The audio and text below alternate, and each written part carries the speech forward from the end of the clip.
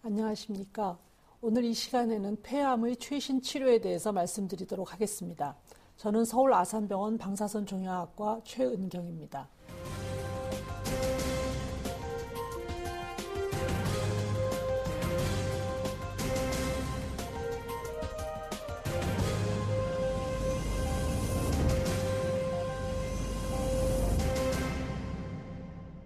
폐암의 현황을 보면 한국인에서 발생률로 볼 때는 남자의 3위, 여자의 5위를 차지하고 있지만 매년 발생 환자 수의 변화를 보면 최근에 들어서 급격하게 증가하고 있는 상태입니다. 또한 다른 암에 비해서 5년 생존율을 보면 위암이나 갑상선암, 유방암에 비해서 현저하게 낮은 생존율을 보이는 것을 알 수 있겠습니다.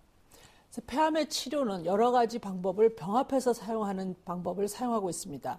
수술, 방사선 치료, 그 외 항암 화학요법, 최근에는 표적 치료제까지 병행하는 병합요법이 최근에 사용되고 있습니다. 폐암의 병기와 치료를 간단하게 말씀드리면 1기인 경우 수술이나 혹은 방사선 수술 방법이 사용하게 되겠고 2기라고 하는 것은 폐문에 임파선에 종양이 전이되어 있는 상태로 수술 후에 항암화학요법 또는 방사선 치료들을 병행하게 되겠습니다.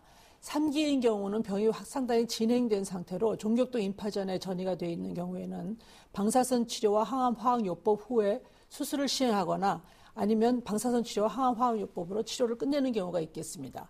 4기가 되면 상당히 진행된 병으로 항암화학요법 후에 어떤 보조적인 치료에 방사선 치료들을 시행하는 것이 표준 치료가 되겠습니다.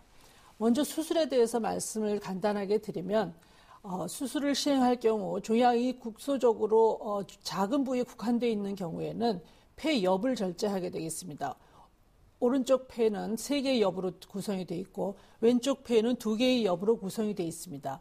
그렇지 않고 폐의 종양이 좀 진전된 경우에는 한쪽 폐를 완전히 절제하는 전폐 절제술을 시행을 하게 되겠습니다. 수술은 흉곽을 열고 시행을 하는 개흉술과 흉곽 내시경을 이용하는 흉곽 내시경 수술 두 가지 방법이 있겠습니다. 항암화학요법은 전통적인 항암제를 수십 년간 사용을 해왔으나 최근에는 표적 항암 치료제라고 하여 특별한 유전자를 타겟으로 하는 타겟 치료제가 개발됨으로써 환자가 이런 먹는 항암제로서 치료를 하게 됨으로써 부작용을 줄이고 치료 효과를 높일 수 있는 획기적인 치료 방법이 개발된 상태입니다. 지금부터 방사선 치료에 대해서 말씀을 드리겠습니다.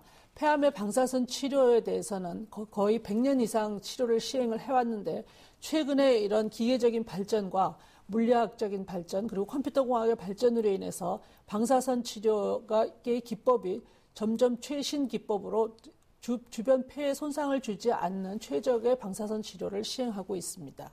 방사선 치료의 목적과 역할에 대해서 말씀을 드리면 아까 말씀드렸던 1기인 경우에 근치적인 목적으로 수술과 마찬가지로 방사선을 이용해서 하는 방사선 수술 방법이 있겠고 2기인 경우에는 수술 후에 재발 방지의 보조적인 방사선 치료 그리고 3기인 경우에는 방사선과 항암화학요법을 같이 시행하는 근치적인 방법과 보조적인 치료를 병행하고 있습니다. 또한 4기인 경우에는 이런 전이가 있는 경우에 있어서 통증 완화라든지 이런 골절 방지를 위해서 방사선 치료를 시행하는 것이 되겠습니다. 3기에 대해서 근치적인 방사선 치료를 시행하기 전과 후의 사진을 보여드리고 있습니다. 위의 사진에서 보시다시피 3기 중에서도 좀 초기인 경우와 3기 중에서 말기인 경우를 A와 B로 나누고 있는데 치료 전에 비해서 치료 2년 후에 그 치료 부위에 종양이 완전히 없어진 것을 관찰할 수 있겠고 특히 3기 후인 3B기인 경우에 큰 종양이 2년 후에 방사선 치료와 항암화학요법을 병행한 경우에 완전히 없어지는 것을 관찰할 수 있겠습니다. 그 외 보조적인 방사선 치료는 수술 전에 종양 감소를 위해서 치료를 하고 나서 방사선과 항암요법을 하고 나서 종양이 많이 줄어들었지만 근치적인 수술을 병행하는 이런 보조적인 방사선 치료가 있겠고 수술 후에 그 부분에 있어서 재발을 방지하기 위해서 수술 후에 그 종양이 있었던 자리에 방사선 치료를 시행하는 수술 후 재발 방지를 위한 보조적 방사선 치료가 있겠습니다.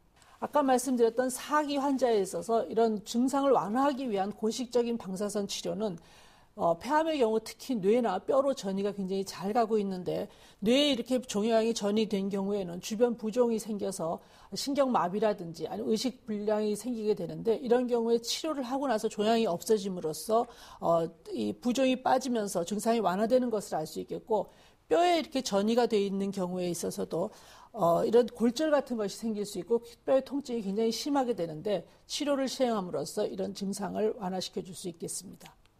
이런 폐에 대한 방사선 치료가 굉장히 어려웠던 것은 치료 효과가 적은 이런 이유는 폐 자체가 굉장히 방사선에 민감화되는 것과 또 하나는 아시다시피 치료를 하는 중에도 폐에 호흡을 해야 되기 때문에 폐가 계속 움직이는 것을 쫓아가면서 치료할 수 있는 방법이 굉장히 어려웠었습니다. 근데 최근에 새로운 방법으로 호흡 동기 치료라든지 실질적으로 치료를 하면서 영상을 확인하면서 치료를 해서 그 치료의 오차를 줄이고 주변 폐를 보호할 수 있는 영상 유도 치료 같은 새로운 방사선 치료의 기법이 생기기 시작했습니다.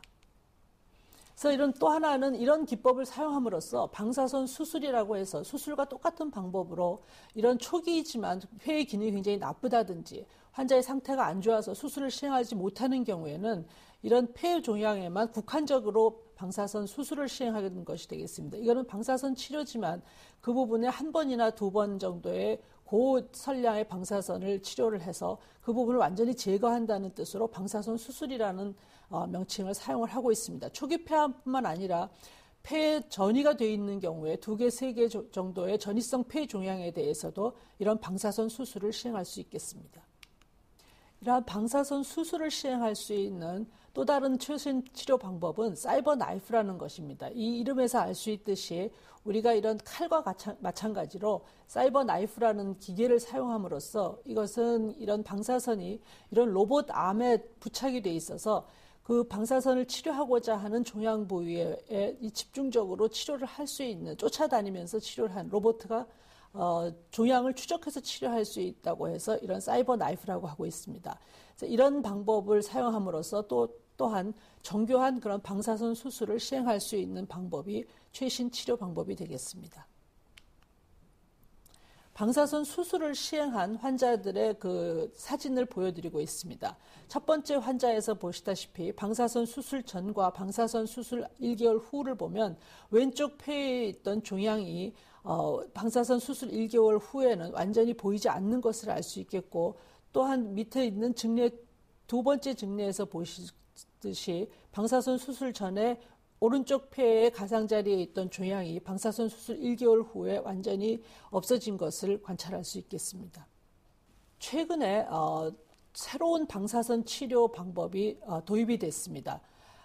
트루빔이라고 해서 이름도 그 전에 비해서 물론 그 전에 방사선이 가짜는 아니었지만 정말로 진실하게 방사선 방사선 치료가 종양을 쫓아다니면서 치료를 할 수 있다고 해서 트루빔이라는 이름이 붙여졌고 이 특징은 실시간으로 그 치료 기계가 치료를 하는 것뿐만 아니라 실시간으로 종양이 움직이는 것을 관찰을 할 수 있다는 것과 그것을 이용해서 종양 추적 방사선 치료를 할 수 있고 이 방법을 사용함으로써 초정밀 그리고 또 중요한 것은 아주 빠른 시간 내에 초고속의 방사선 수술을 시행할 수 있다는 것이 장점이 되겠습니다. 왜냐하면 이런 방사선 수술을 받는 환자들이 굉장히 상태가 좋지 않은 환자들이라든지 이런 그 호흡 곤란이 심한 환자분들이 많기 때문에 긴 시간 동안 방사선 치료를 시행하는 것이 환자분들한테 굉장히 큰 부담이 될 수 있습니다. 그래서 빠른 시간에 정밀하게 방사선 수술을 시행할 수 있다는 것이 큰 장점이 되겠습니다. 최신 방사선 치료인 트루빔은 움직이는 장기에 대한 아주 신속한 방사선 수술을 시행한다는 것과 미세 종양에 대해서 방사선 수술을 시행할 수 있다는 것, 또한 실시간으로 그 치료를 하면서 환자가 움직이는 아주 미세한 움직임 그리고 호흡의 움직임까지 종양과 장기를 추적할 수 있다는 것이 가장 큰 장점이 되겠고 이런 치료를 시행함으로써 결국은 몇 밀리미터의 오차를 가지고 치료할 수 있기 때문에 향상된 치료 결과와 치료의 효과를 획기적으로 증가시킬 수 있다는 것이 큰 장점이 되겠습니다. 이러한 그 치료 장비로 치료를 하는 영상을 보여드리는 것이 되겠습니다. 치료 영상을 보면 실질적으로 기계가 우선 그 방 안에서 환자의 그 영상을 다 추적을 한 후에 실질적으로 빔이 나오면서 치료를 하는 순식간에 치료가 진행이 되는 것을 알 수 있겠습니다. 또한 치료를 하는 중에도 그 빔이 나오는 그 헤드에서 실제 5mm의 그런 리프라고 하고 있는데 이런 멀티 리프가 몇 초 간격으로 움직이면서 최대한 그 주변의 폐를 보호하는 이런 방법을 치료하는 이런 다이업 콜리메이터를 이용한 치료를 시행을 하고 있습니다. 그럼 이런 치료를 다 시행하고 난 후에 일반적인 그 주의사항에 대해서 말씀드리도록 하겠습니다. 폐암 치료 후에 어떻게 지내야 되는지 많은 환자분들이 매우 궁금해 하시는데 우선은 보통 말씀드리다시피 규칙적인 생활 습관과 너무 무리하지 않는 가벼운 운동, 그리고 또 하나는 이제 많은 암 환자들이 어떤 치료를 하고 나서는 몸에 좋다는 거에 대해서 과도하게 집착적으로 그걸 드시는 경우가 있는데 모든 몸에 좋은 것도 너무 과도하게 섭취를 하게 되면 해가 될 수 있습니다. 그래서 균형 잡힌 식단, 단백질이나 지방도 적당히 섭취하는 것이 필요하다는 것과 어떤 특수식품을 복용하고 싶은 경우에는 담당 의사와 반드시 상담을 해야 된다는 것. 그리고 폐암의 경우에는 특히 다른 암도 마찬가지지만 금연은 필수가 되겠습니다. 그 폐암의 환자의 경우에 저희가 치료를 시작하기 전에 금연이 안 된 환자에 대해서는 치료를 하고 있지 않습니다. 그만큼 금연은 굉장히 중요하고 또한 금주 또한 시행을 해야 되겠습니다. 또 하나는 치료 후에 주의해야 될 가장 중요한 것이 호흡기 감염 예방이 되겠습니다. 왜냐하면 방사선 치료 후에 폐가 많이 약해져 있기 때문에 감기에 걸리기 쉽고 또한 다른 보통 사람과는 다르게 감기 후에 폐렴 같은 합병증이 생길 확률이 굉장히 높아지기 때문에 호흡기 감염을 예방하는 것도 중요하고 또한 감기에 걸렸을 때 혹시라도 열이라든지 오한, 다른 호흡곤란 증상이 있는 경우에는 담당 의사와 반드시 상의를 해서 빠른 조치를 취하는 것이 굉장히 중요한 치료 방법이 되겠습니다. 또한 경청해 주셔서 감사합니다.